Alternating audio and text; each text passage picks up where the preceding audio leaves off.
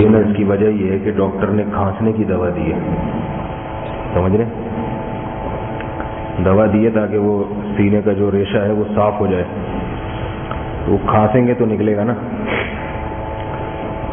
تو اس لیے کچھ اس قسم کی چیزیں ہو رہی ہیں بہت زیادہ۔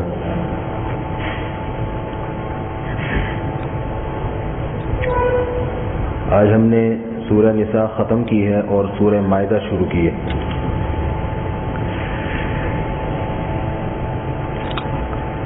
سورہ نساء میں بہت سارے احکامات بیان ہوئے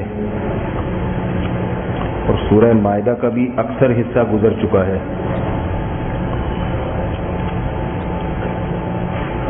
اب یہ ہے کہ کون سی صورت اس میں بیان کروں، کون سی چھوڑوں۔ سارے ہی مضامین اہم ہیں۔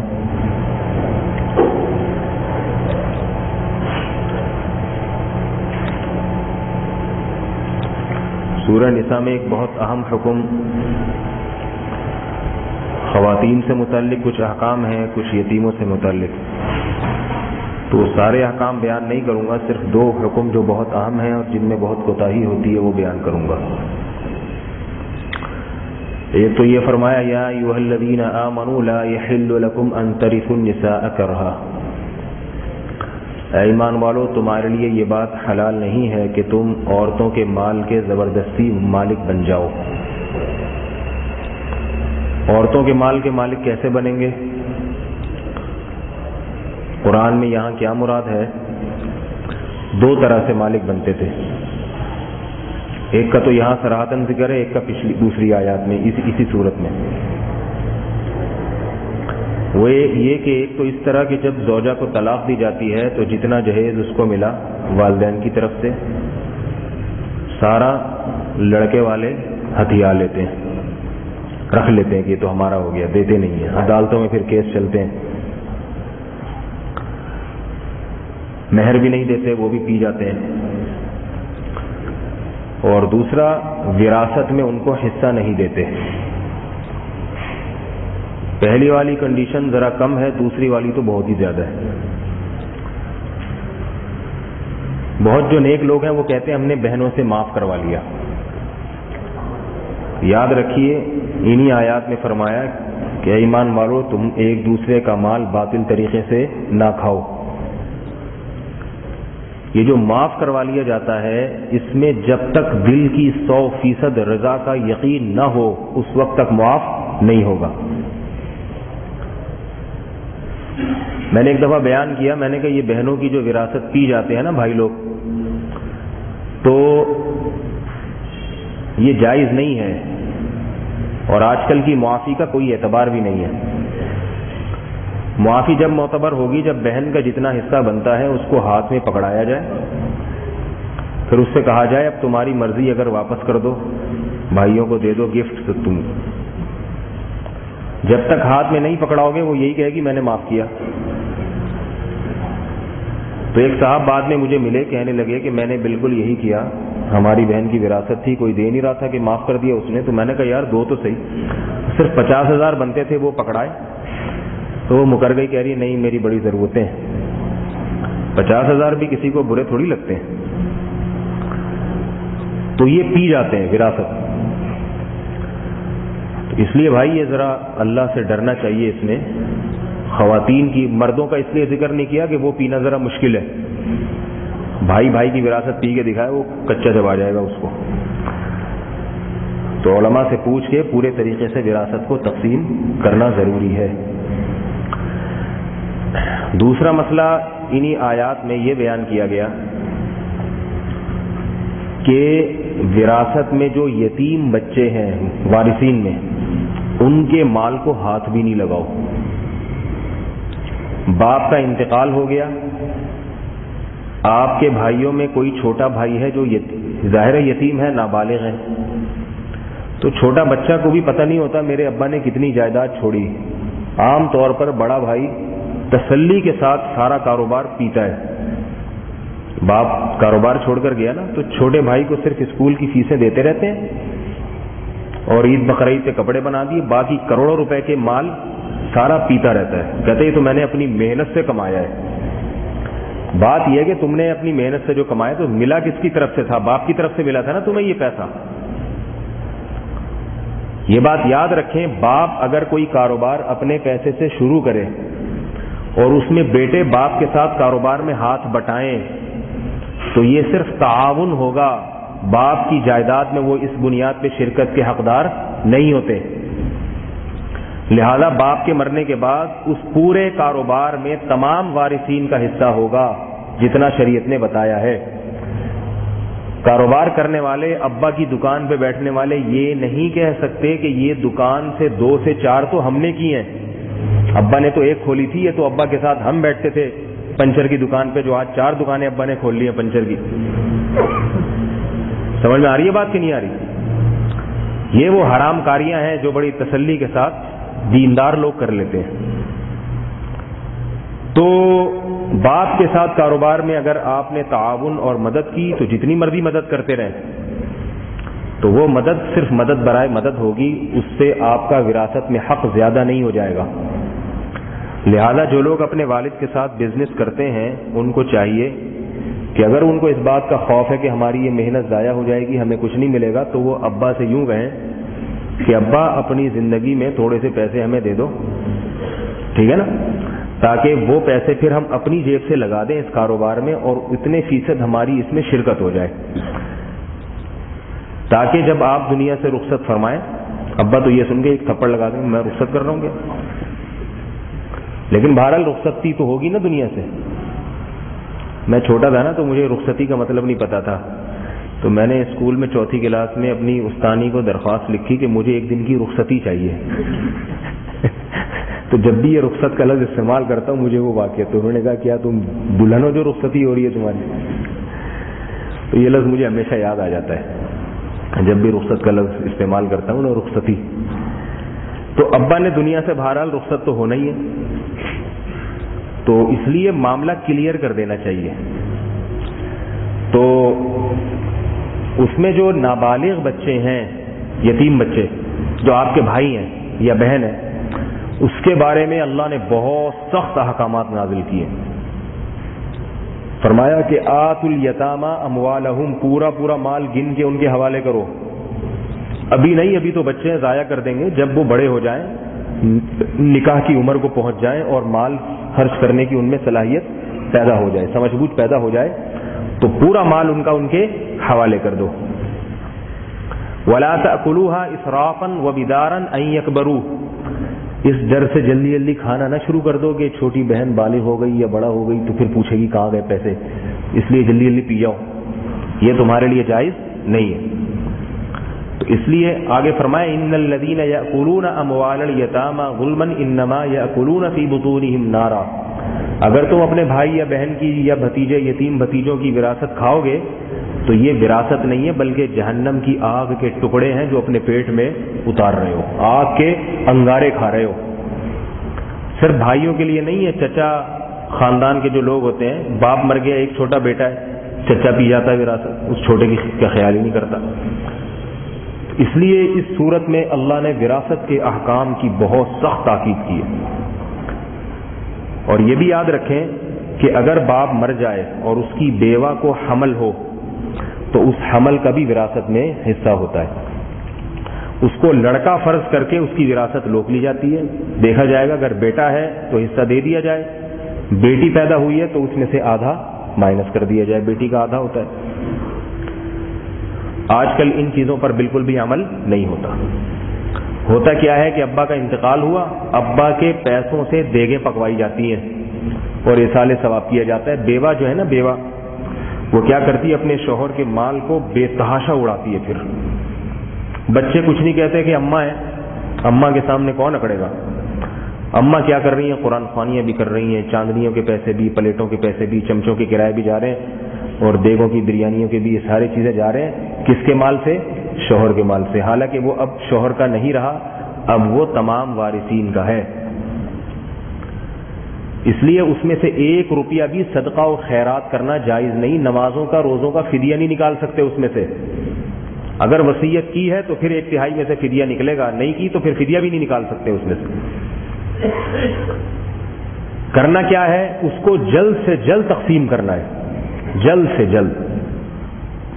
یہ کوتاہی ہوتی ہے 15 سال پرانی جائیدادیں تقسیم ہونے کے لیے ہمارے پاس سوالات آتے ہیں کہ ابا کا انتقال 1901 میں ہوا تھا، ان کے زمانے کے انجن بند ہو چکے ہیں، اب آپ بتائیے کہ ان کی وراثت میں 25 روپے دادی کے بکسے سے نکلے، اب 25 روپے کا کیا ہوگا بھائی؟ ایک صاحب میرے پاس آئے کہ میری بیوی کا مہر 25 روپے تھا، انتقال ہو گیا ہے، مجھے دینا پڑے گا ان کے وارثوں کو۔ میں نے کہا 25 کون سا مہر ہو گیا؟ پتہ چلا جی 1900 کوئی 40 میں یا 35 میں شادی ہوئی تھی، بوڑھے آدمی تھے، تو اس زمانے میں 25 روپے بہت ہوتے تھے، دیے ہی نہیں۔ اب 25 کا کیا کرے گا بھائی؟ پھر اتنی گڑبڑ کر دیتے ہیں، ابا کا انتقال ہو گیا تو اب ابا جو گھر چھوڑ کے گئے ہیں، اب کوئی اس میں پنکھا لگا رہا ہے آ کے، کوئی بھائی اس میں گھر کو ریپیئر کر رہا ہے، کسی نے ایک کمرہ توڑ کے دوسرا بنا دیا، کسی نے باتھ روم کی سیٹنگ تبدیل کر دی، کچن کو باتھ روم میں تبدیل کر دیا، باتھ روم کو کچن میں تبدیل کر دیا، ایک بیٹھک بنا دیا، اوپر جناب 2 کمرے بنا دیے، اتنی کھچڑ پھچڑ اس میں کر دیتے ہیں۔ اب 10 سال کے بعد جب وراثت کی تقسیم کی باری آئی تو ایک بڑا بیٹا کہتا ہے کہ یہ تو آدھا پیسہ تو اس گھر میں نے لگایا بھائی، سمجھ آ رہی بات؟ یہ ٹائلیں تو میں نے لگائی ہیں، کچن تو میں نے بنایا، ٹھیک ہے 15 کروڑ کا مکان ہے لیکن 1 کروڑ خرچہ اس میں میرا ہوا ہے، وہ 1 کروڑ مجھے ملنا چاہیے، کچھ بھی نہیں ملے گا، یاد رکھو۔ نہیں آ رہی نا سمجھ میں بات؟ ابا کے گھر میں جو لگا دیا فی سبیل اللہ، سمجھ رہے ہو؟ آپ کو مشورہ تھوڑی دیا تھا دوسرے بھائیوں نے تم کچن یوں کر دو، اگر آپ نے کرنا تھا تو آپ پہلے بتا دیتے کہ بھائی سب راضی ہیں، سب کا مشترک گھر ہے، اگر آپ اجازت دیں تو میں 1 لاکھ روپے یا 1 کروڑ روپے اس پہ لگا دوں، اس شرط کے ساتھ لگا رہا ہوں کہ جب یہ گھر تقسیم ہوگا تو پہلے 1 کروڑ میرے ادا کیے جائیں گے۔ سمجھ آئی بات؟ البتہ اگر الگ سے پورشن بنا دیا تو پھر اس کا حکم الگ ہے، لیکن یہ سب گڑبڑیں کرتے کیوں ہیں؟ جب تک تقسیم نہ ہو جائے ایک نلکا بھی تبدیل کرنے کی کوشش نہ کریں، بیت الخلا کے لیے ایک لوٹا بھی نہ خریدیں آپ۔ مسئلہ سارا یہ ہے، خواتین بیان سن رہی ہیں لیکن بتانا پڑے گا کہ اس تقسیم میں سب سے بڑی رکاوٹ خواتین ڈالتی ہیں۔ خواتین سے مراد وہ بیوہ، ہائے باپ کا انتقال ہوا نہیں، ابھی کفن میلا نہیں ہوا، اس کے گھر کے بخیے ادھیڑنا شروع کر دی، ابھی کفن میلا نہیں ہوا، ابھی تو فرشتوں کا حساب و کتاب شروع نہیں ہوا، اور ادھر جائیدادیں بانٹنا شروع کر دی۔ باپ کی ساری زندگی کی محنت کے ٹکڑے ٹکڑے کر دیے انہوں نے۔ تو جب اماں ایسی باتیں کریں تو ان کو بتائیں کہ اماں آپ ہماری والدہ ہیں، آپ کے سامنے ہمیں اف کرنے کی اجازت نہیں، ہم کچھ نہیں کہیں گے لیکن کریں گے وہ جو اللہ اس کے رسول کا حکم ہے۔ اللہ نے کیا فرمایا؟ وَصَاحِبْهُمَا فِي الدُّنْيَا مَعْرُوفًا وَاتَّبِعْ سَبِيلَ مَنْ أَنَابَ إِلَيْهِ، والدین سے سلوک اچھا کرو لیکن راستہ اس کا اختیار کرو جو اللہ کے راستے پہ چل رہا ہے، علماء کے پیچھے چلو۔ علماء کیا کہتے ہیں؟ سمجھ میں آ رہی ہے بات؟ والدین کی اطاعت اللہ کے حکم کے خلاف جائز نہیں ہے، اس لیے اماں کو بتا دیں اماں یہ تقسیم تو ہوگی، چاہے زمین آسمان ادھر سے ادھر ہو جائے۔ سمجھ میں نہیں آ رہی میرا خیال؟ جتنی جلدی ہوگی ابا کی روح کو اتنی جلدی سکون ملے گا۔ البتہ اب تقسیم میں ایک پرابلم یہ ہوتی ہے کہ مشترک گھر ہے، اس میں کیسے ایک دم بیچ دیں، پھر سارے روڈ پہ آ جائیں گے، تو پھر یاد رکھیں اس میں پھر کسی علماء سے رابطہ کریں۔ ایسی بہت سی صورتیں ہوتی ہیں کہ گھر بھی بکنے سے بچ جائے اور بہنوں کا حصہ نکل آئے، مثلا دیکھا جائے بہنوں کے اس میں گھر میں کتنے % ہے تو اتنے % ان کو کرایہ دے دیا جائے، وہ درجنوں چیزیں ہوتی ہیں۔ تو جائیداد تقسیم ہونے کا مطلب یہ نہیں ہے کہ ہر چیز کو بیچ ہی دیں آپ، متعین ہو جائے کہ اس گھر میں کون کون شریک ہے، ابا کی دکان کس کی ہے، پلاٹ بہن کا ہے یا بھائی کا ہے، بینک میں جو کیش رقم پڑی ہوئی ہے وہ کس کی ہے، یہ ساری چیزیں طے ہو جانی چاہیے۔ سمجھ میں آ رہی ہے بات؟ نہیں آ رہی؟ طے کرنا بہت ضروری ہے۔ پھر بے شک استعمال اس کا مشترک رکھ لیں۔ جب ایک پتہ ہوگا کہ یہ دکان جو ہے طارق روڈ پہ یہ بہن کے نام کر دی ہے، پھر بے شک بیٹھ خود جائے اس پہ جا کے، لیکن شرم تو آئے گی نا، بہن کی دکان ہے بیٹھا ہوا ہوں میں، تو کم از کم اتنا تو ہوگا کہ بہن کو کرایہ تو دے گا، اس کا کاروبار چلائے گا، لیکن کہے گا بھی طارق روڈ کی دکان ہے، کم از کم 2-4 لاکھ 10 لاکھ کرایہ تو ہوگا نا اس کا۔ تو تقسیم کا یہ مطلب ہے۔ اور قرآن میں یہ بھی ہے مما قل منہ او کثر، کم وراثت ہو یا زیادہ، چھوٹی چیز ہو بڑی چیز ہو، سب تقسیم کرو. ابا کے مرنے کے بعد نا ابا کی گھڑی فلاں اٹھا کے لے گئے، ابا کی جائے نماز سے فلاں کو محبت ہے، یہ تو ابا کی ہے، میں تو اس پہ نماز پڑھوں گا. ابا کے کپڑے تو نہیں پہنتے، میت کے لوگ ڈرتے ہیں مر نہ جاؤں میں، تو یہ چیز ایسے ایسے گول گھما دیتے ہیں اس کو. تو اس کا علماء نے ایک آسان ضابطہ بیان کیا ہے کہ بھئی یہ جو چھوٹی موٹی چیزیں ہیں ان کو نیلام کیا جائے وارثوں میں، کہ بھئی ابا کی گھڑی سے کس کو بہت محبت ہے، کہ مجھے ابا کی گھڑی مجھے چاہیے، ٹھیک ہے بتاؤ کتنے میں چاہیے. صحیح ہے، محبت ہوگی تو قیمت لگاؤ. کہتے جی 100 روپے میں. دوسرے وارثوں سے پوچھو ہاں بھائی کوئی 100 سے زیادہ دینے کے لیے تیار ہے؟ ایک وارث نے کہہ دیا 110. ہاں بھائی کوئی ابا کوئی اور کسی سے اس سے بھی زیادہ 110 روپے سے بھی زیادہ محبت کسی کو ابا سے ہو؟ ہاں جی مجھے 150 روپے کی محبت. یہ میں اس لیے بتا رہا ہوں فری میں نا بانٹ بوٹ کے چلے جاتے ہیں. اب ممکن ہے کسی کے دل میں خیال آ رہا ہو کہ یار اس گھڑی پر تو میرا دل آیا ہوا تھا، یہ فلاں کیوں پی گیا، تو یہ جائز نہیں ہے. مسلمان کا مال اس کی دل کی رغبت کے بغیر ایک لقمہ بھی حرام ہے، ایک لقمہ بھی. تو نیلام کیا جائے اس کو، جو جتنی زیادہ قیمت لگائے اس کو دے دی جائے اور وہ قیمت وراثت کے مال میں شامل کر لی جائے. تو بہرحال جب کوئی کرنا چاہے علماء سے رابطہ کریں، انشاءاللہ علماء سارے مسئلے بتا دیں گے. علماء سے رابطہ کیا کرتے ہیں؟ استخارے نکلوانے کے لیے، دم درود تعویذ گنڈے فضول قسم کے کاموں کے لیے. استخارے کا تو فون آتا ہے نا کہ میرے پاس تو میرا دل چاہتا ہے اس کو فون پہ ہی رکھ کے چماٹ ماروں کھینچ کے. تو زیادہ یہ بھی آتے ہیں عقیقے کا بکرا ہے 7ویں دن کریں 8ویں دن کریں. کھانے پینے کی چیزیں نا بکرے، کان میں اذان، بکرا، ختنے، بس انہی میں گھسے رہتے ہیں. جو جن چیزوں کی اہمیت زیادہ ہے ان کی طرف توجہ نہیں ہے. بکرے کے مسائل مجھ سے نہیں پوچھا کریں، مجھے بڑا غصہ آتا ہے. حقیقت بتا رہا ہوں. صدقے کا بکرا ہے، ایک آدمی کا فون ہے صدقے کا بکرے کے بھی 2 دانت ضروری ہیں. حضرت ہم نے خرید لیا کھیرا نکلا ہے. میں نے کہا صدقے کے بکرے کے 2 دانت تو دور کی بات، پہلے صدقے کے لیے بکرا ہونا بھی ضروری ہے یہ تو پوچھو. صدقہ کرو، غریب کو کیش رقم پکڑا دو، بکرے کی کیوں بھیٹ چاہیے؟ ہندوانہ ایک سوچ ہے کہ بکرا کٹے گا تو صدقہ بلائیں ٹلیں گی. حالانکہ بکرا کٹنے سے بلائیں نہیں ٹلتی، بکرے کی بد دعا لگنے کا اندیشہ ہوتا ہے اور بلائیں آنے کا اندیشہ ہوتا ہے. تو بکروں کو چھوڑ دیں اپنے حال پہ بیچاروں کو. تو وراثت میں جو ہے نا بہت تاکید ہے شریعت کی، ایک ایک کا حصہ متعین ہو.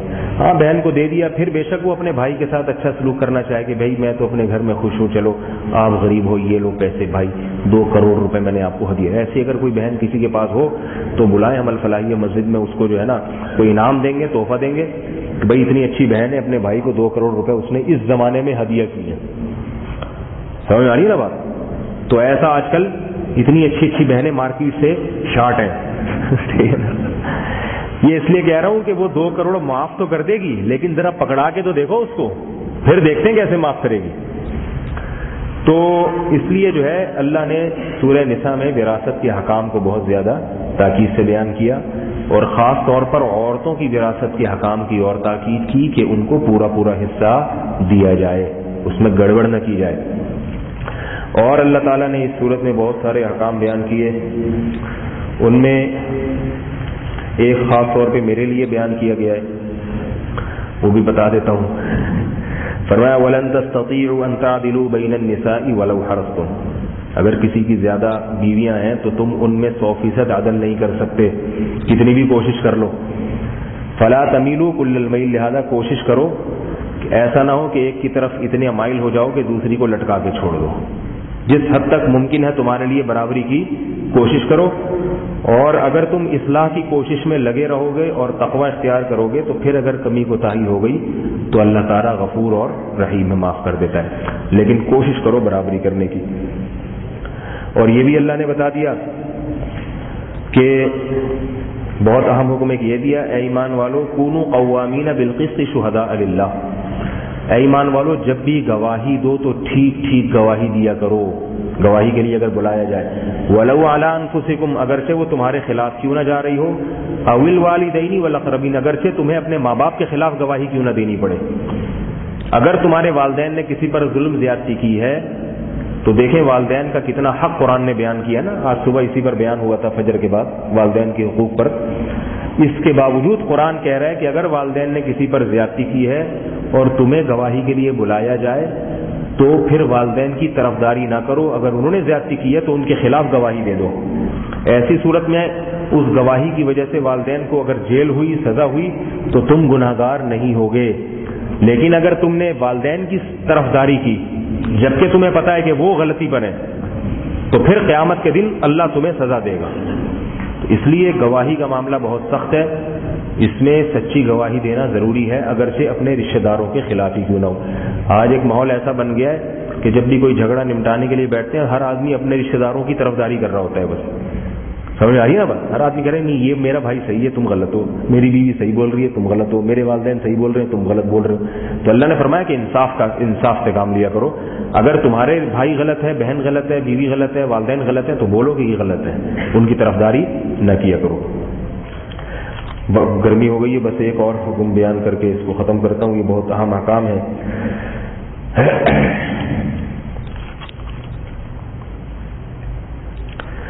سورہ مائدہ میں اللہ نے حکم دیا کہ اے ایمان والو احلت لکم بہیمۃ الانعام الا ما یتلی علیکم، تمہارے لیے جو جانور ہم نے حلال کر دیے ہیں ان کو حلال سمجھ کے کھاؤ۔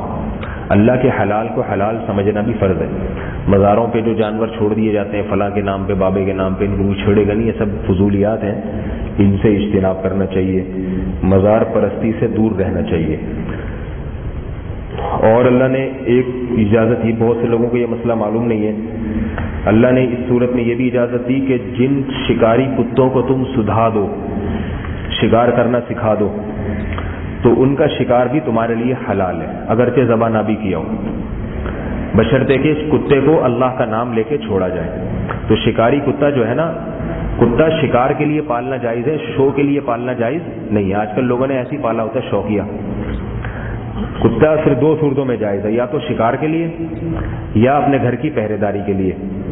لیکن آج کل پہرے دار بٹھاتے ہیں وہ زیادہ اچھا، کتا بٹھائیں گے، کتا کسی کو دیکھتا نہیں ہے کہ یہ کاٹنے کے، اس کو کاٹنا مناسب بھی ہے یا نہیں۔ ہر ایک پہرے دار کا کم یہ تو دیکھتا ہے نا یہ مولوی صاحب جا رہے ہیں، وہ نہیں چھوڑو بھائی۔ کتا جو ہے نا عجیب سی چیز ہوتی ہے۔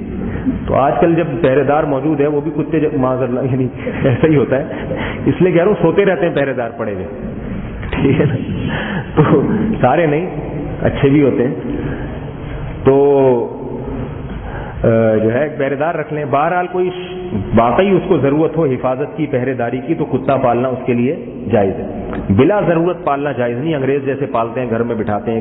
ایک عالم کہہ رہے تھے کہ وہ ایک انگریز کتے کو لے کے ایئرپورٹ پہ اترا تو مجھ سے پوچھنے لگا کہ میں تھوڑا سا پیچھے ہٹ گیا، کتا ناپاک ہے، جسم پہ نہ لگ جائے، تو کہنے لگا یہ اتنا وفادار مفید جانور ہے، مسلمان اس سے اتنی نفرت کیوں کرتے ہیں؟ تو عالم نے بڑا اچھا جواب دیا، کہنے لگا میں نے اس کو کہا کہ ہم اس کی وفاداری سے فائدہ اٹھاتے ہیں، اس کو فیملی ممبر نہیں بناتے۔